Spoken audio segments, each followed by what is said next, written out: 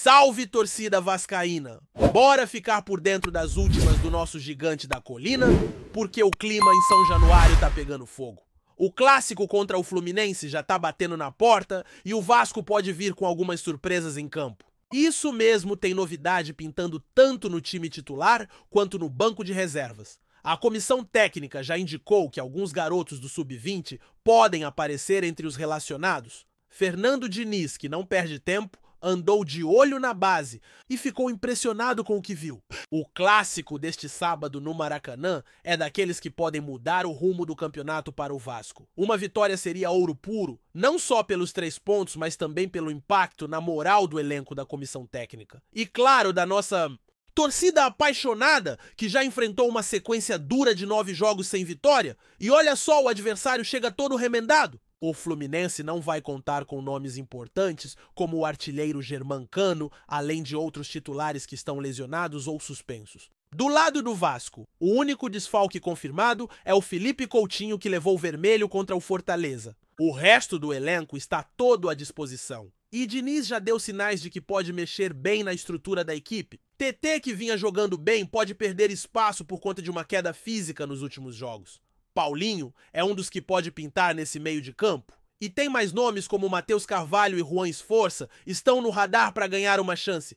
Além do Alex Teixeira, que pode pintar como surpresa, assim como o garoto Lucas Zucarello, destaque do Sub-20. O Diniz viu de perto a vitória do Vasco sobre o Santos na Vila Belmiro, onde o atacante GB foi um dos melhores em campo e pode subir definitivamente para o elenco profissional como reserva imediato do Pablo Vegetti. O treinador também curtiu as atuações do Bruno Lopes e do Léo Jacó, todos nomes que podem ser aproveitados ao longo da temporada. E tem até possibilidade de ver o Nuno Moreira jogando centralizado, abrindo espaço nas pontas para nomes como Adson ou o próprio Lloyd Augusto. Diniz quer um meio de campo mais dinâmico com sangue novo, para encarar esse duelo decisivo. A provável escalação deve contar com Léo Jardim no gol, Piton e PH nas laterais, Luiz Gustavo e João Vitor na zaga. No meio, Hugo Moura é nome certo, e ao seu lado podem entrar Paulinho, Matheus Carvalho ou Juan Esforça. Lá na frente, Nuno Moreira Rayan e Pablo Vegetti formam o trio de ataque que deve iniciar a partida.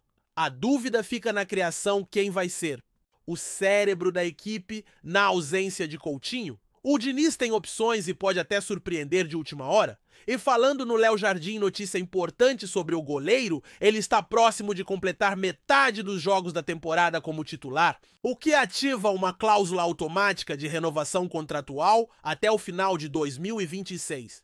Isso garante que o Vasco não vai perdê-lo de graça, e se for vendido, o clube deve receber uma bela compensação financeira.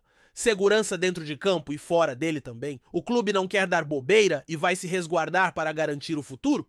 Continuando além das movimentações dentro de campo, o Vasco também segue agitando os bastidores. Tem reforço vindo aí. A diretoria está em negociações com um zagueiro que pode chegar ainda nesta janela com custo quase zero, o que seria uma excelente oportunidade para o clube. Mas não para por aí. O mercado internacional também está sendo vasculhado e tem um atacante brasileiro que joga atualmente em Portugal na mira do Vasco. O nome ainda é mantido em sigilo, mas trata-se de um jogador jovem com 22 ou 23 anos que teria agradado muito ao Fernando Diniz. As tratativas estão avançadas e a expectativa é de que até o fim de semana o nome seja revelado. Se tudo der certo, ele chegaria em definitivo para reforçar o setor ofensivo. Outro ponto importante é a contratação do novo executivo de futebol. Desde a saída do Marcelo Santana, o cargo está vago e o Vasco busca alguém com bagagem e visão estratégica. Nomes como Rodrigo Caetano e Juninho Pernambucano chegaram a ser ventilados, mas foram rapidamente descartados. O nome que ganha força nos bastidores é o de Mário André Mazzucco. Para quem não lembra, ele já passou pelo Vasco e depois fez um trabalho de destaque no Botafogo, participando diretamente da montagem do elenco que foi vice-campeão brasileiro e conquistou a Libertadores. Mazzucco tem perfil técnico e administrativo que agrada a diretoria e seu nome é cada vez mais citado nos corredores de São Januário. A expectativa é grande. O momento é de reconstrução, mas também de afirmação. O Vasco já deu sinais de evolução dentro de campo, e pode dar um salto ainda maior caso vença o Fluminense? Confiança, moral e embalo são ingredientes que fazem toda a diferença numa temporada longa como a do futebol brasileiro. E com uma base forte, um técnico com coragem para apostar nos jovens e reforços pontuais chegando, o torcedor tem motivos para sonhar mais alto. A história está sendo escrita e o Vasco está mostrando que pode sim brigar por coisas grandes esse ano. A gente segue acompanhando de olho em cada detalhe. E enquanto o torcedor vascaíno aguarda ansiosamente por esse clássico de sábado, o trabalho nos bastidores segue firme, mostrando que o Vasco não está apenas focado nos 90 minutos de cada jogo, mas também em construir um elenco mais competitivo e uma estrutura sólida para o futuro. O olhar atento da diretoria e do técnico Fernando Diniz para a base é algo que vem chamando atenção. A cada rodada, a gente percebe uma aproximação maior entre o profissional e o sub-20, algo que não acontecia com tanta frequência nos últimos anos. Essa integração é vital, não só por questões financeiras, já que revelar jogadores da base é uma forma de economizar e até gerar receita com vendas futuras, mas também pela identidade. Um time com caras formadas em casa que vestem a camisa com orgulho e sabem o peso da Cruz de Malta joga diferente. Joga com alma. A atuação do atacante GB, por exemplo, foi mais um sinal de que o futuro do Vasco pode estar literalmente dentro de casa. Jogar bem fora na Vila Belmiro contra o Santos não é para qualquer um. E o garoto mostrou personalidade, mostrou repertório e chamou a atenção. Não à toa, Diniz cogita levá-lo definitivamente para o time principal e junto com ele outros. Nomes como Zucarello, Bruno Lopes e Léo Jacó começam a entrar no radar do técnico. Isso não é à toa. Diniz é um treinador que acredita em projeto, que acredita no processo de evolução e quando ele vê potencial, ele aposta. Pode até errar, mas ele prefere arriscar do que manter um time engessado previsível. E o torcedor vascaíno que entende de bola reconhece isso, mas nem só de base vive um elenco. É preciso mesclar juventude com experiência, talento com rodagem. E é por isso que a diretoria corre contra o tempo para fechar com reforços pontuais. A negociação com o zagueiro, que pode chegar a custo baixo, é tratada com cautela, mas com otimismo. É um nome que viria para aumentar a concorrência e dar mais opções ao treinador, especialmente num setor que exige consistência e entrosamento. E no ataque, a busca por esse jovem brasileiro em Portugal pode ser um diferencial. Jogador novo com mercado europeu pode chegar motivado, querendo mostrar serviço e se adaptar rapidamente ao estilo ofensivo de Diniz. Ter esse tipo de peça no elenco faz diferença quando o calendário aperta, quando as lesões aparecem e quando a maratona de jogos exige alternativas. E nesse contexto, o papel do executivo de futebol é fundamental. Não é só contratar, é saber onde contratar, quando contratar, quanto pagar e como montar um elenco equilibrado. É aí que entra o nome de Mário André Mazzucco. Quem conhece a história recente do futebol brasileiro sabe que ele não é qualquer um.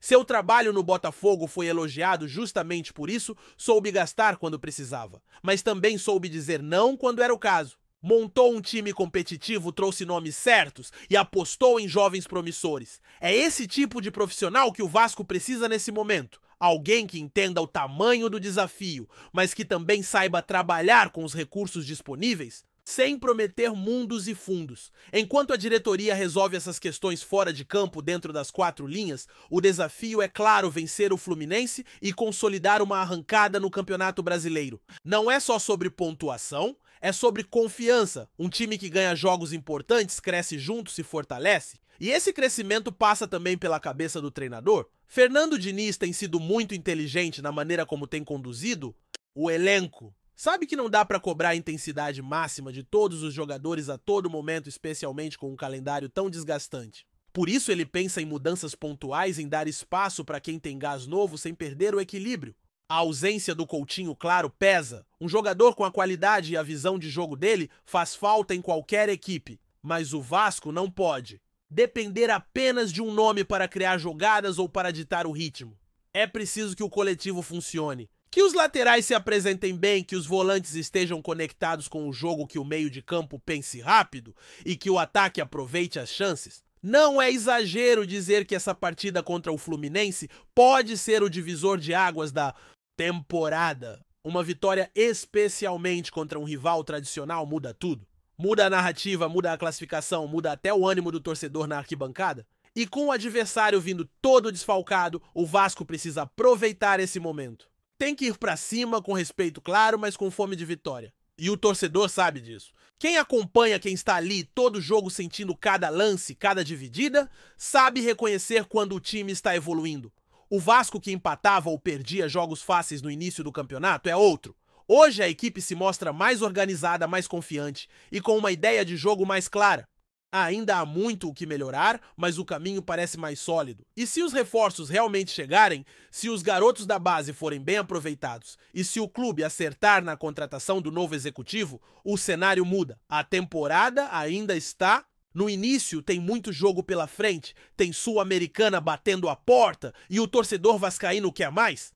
Quer ver o time brigando por vaga em competições internacionais? Quer ver São Januário lotado? Quer ver o Vasco sendo protagonista novamente? Esse é o momento de virar a chave, de deixar para trás os erros do passado e construir um novo futuro. E esse futuro começa agora com decisões importantes, com jogadores mostrando serviço com o treinador, fazendo escolhas inteligentes e com a diretoria trabalhando nos bastidores para que o Vasco esteja onde merece no topo. Antes de continuarmos, já te convidamos para se inscrever no canal Colina News e deixar seu like, assim você fica por dentro de todas as novidades do Vascão de forma exclusiva. Bora continuar.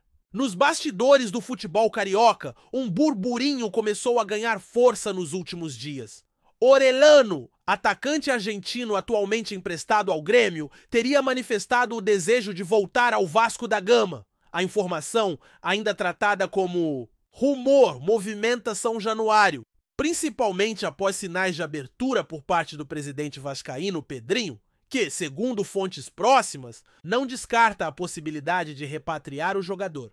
Orelhano chegou ao Vasco em 2023, vindo do Vélez Sarsfield, como uma das principais apostas da diretoria anterior, mas não conseguiu se firmar totalmente no time. No início de 2024, foi emprestado ao Grêmio para ganhar mais minutagem e experiência, mas, ao que tudo indica, o atacante não estaria satisfeito com seu espaço no clube gaúcho. Pessoas próximas ao jogador afirmam que ele se sente mais à vontade no Rio de Janeiro e mantém bom relacionamento com o elenco vascaíno, o que reforçaria sua intenção de retornar. Por outro lado, o presidente Pedrinho tem adotado uma postura cautelosa, mas não esconde sua admiração pelo futebol do argentino. Em entrevistas recentes, sem citar nomes, sinalizou que o clube está atento ao mercado e disposto a repatriar jogadores que possam contribuir para a sequência da temporada.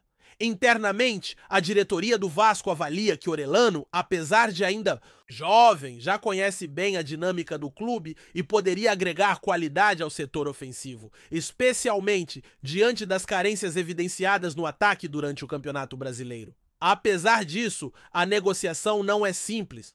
O empréstimo ao Grêmio vai até o final da temporada e inclui cláusulas que podem dificultar uma saída antecipada. Além disso, há o aspecto financeiro. O Vasco, embora tenha melhorado sua saúde financeira nos últimos meses, ainda mantém uma política de austeridade e avalia com muito critério qualquer investimento. Enquanto isso, a torcida vascaína se divide entre a empolgação e a cautela. Muitos lembram que Orelhano, apesar do potencial, não conseguiu corresponder plenamente às expectativas quando vestiu a camisa cruz-maltina pela primeira vez. Outros, porém, acreditam que sob nova gestão e em um ambiente mais estruturado, o argentino possa enfim mostrar todo o seu futebol. Por ora, o retorno de Orelhano ao Vasco segue como uma possibilidade, uma conversa de bastidor que pode ou não se concretizar nas próximas janelas de transferência. O certo é que o nome do atacante voltou a circular com força nos corredores de São Januário, alimentando a esperança de alguns e a curiosidade de muitos. Trazemos notícias atualizadas do Vasco todos os dias. Inscreva-se no nosso canal e dê um like para continuar recebendo notícias exclusivas. Compartilhe também a sua opinião sobre essa notícia nos comentários. Isso é muito importante para o Vasco da Gama. Até o próximo vídeo.